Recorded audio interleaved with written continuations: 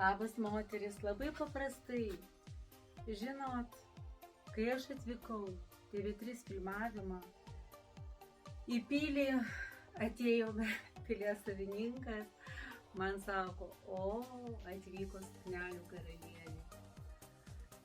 Žinoma, kad tai malonu, bet žinot, tas karališkumas, tas dieviškumas, galbūt tas grožis, tas moteriškumas, tai ne vien tik tai su suknelėmis, kad eina kartu, transliuojama su visa moterimi, tai va kiek moteris turi šitų visų savybių, vertybių savyje ir va taip jinai ir atrodo. Ir gali būti ir karalienės, ir princesės, galbūt dokumentaliai pagal štampus, gimimus, bet jos nebūti tokiomis. Tai kad visos mes turime galimybę spindėti, gražiai atrodyti ir tik tai nuo mūsų pačių atrodo. Gali, kaip mes norime jaustis ir kaip mes esame.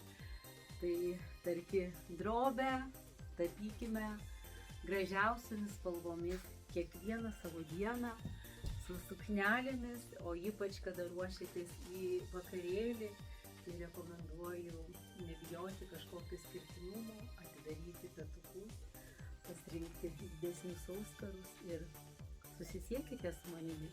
Tam esu aš Jolanta Kaune, noriu tau padėti atrodyti gražiai išskirtiniai tavo ypatingą vakarą.